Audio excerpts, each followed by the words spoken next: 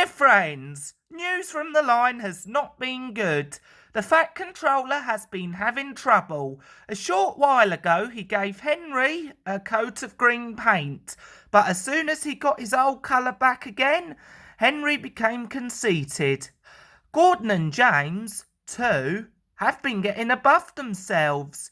I am glad to say, however, that the Fat Controller has, quite kindly but very firmly, put them in their place, and the trains are running as usual. I hope you all like meeting Percy. We shall be hearing more of him later. The author. Henry and the Elephant. Henry and Gordon were lonely when Thomas left the yard to run his branch line. They missed him very much. They had more work to do. They couldn't wait in the shed till it was time and find their coaches at the platform. They had to fetch them. They didn't like that. Edward sometimes did odd jobs, and so did James. But James soon started grumbling too.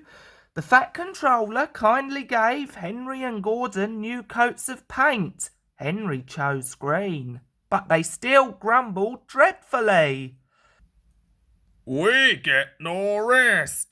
We get no rest, they complained as they clanked about the yard, but the coaches only laughed. You're lazy and slack, you're lazy and slack, they answered in their quiet, rude way. But when a circus came to town, the engines forgot they were tired. They all wanted to shunt the special trucks and coaches.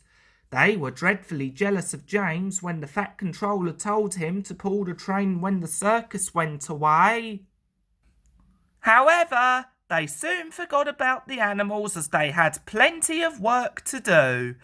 One morning, Henry was told to take some workmen to a tunnel which was blocked. He grumbled away to find 2 trucks to carry the workmen and their tools. Pushing trucks, he muttered in a sulky sort of way.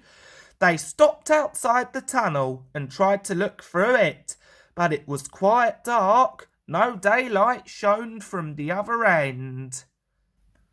The workmen took their tools and went inside. Suddenly, with a shout, they all ran out looking frightened. We went to the block and started to dig, but it grunted and moved, they said. Rubbish, said the foreman. It's not rubbish, it's big and alive. We're not going in there again. Right, said the foreman. I'll ride in a truck and Henry shall push it out, said Henry unhappily. He hated tunnels. He had been shut up in one once. But this was worse. Something big and alive was inside. Peep, peep, peep, pip, pip, peep, he whistled. I don't want to go in. Neither do I, said his driver. but we must clear the line. Oh dear, puffed Henry as they slowly advanced into the darkness. Bump! Henry's driver shut off steam at once. Help! Help! We're going back! Wailed Henry, and slowly moving out into the daylight came first Henry, then the trucks, and last of all, pushing hard and rather cross, came a large elephant.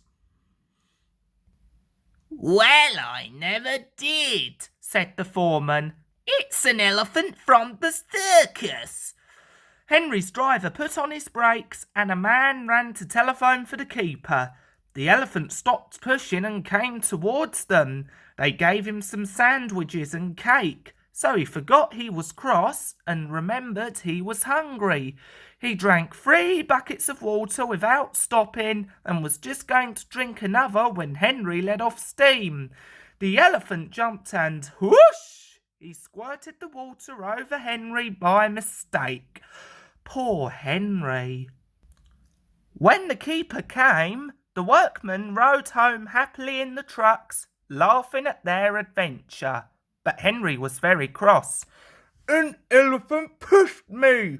An elephant hissed me, he hissed. He was sulky all day, and his coaches had an uncomfortable time.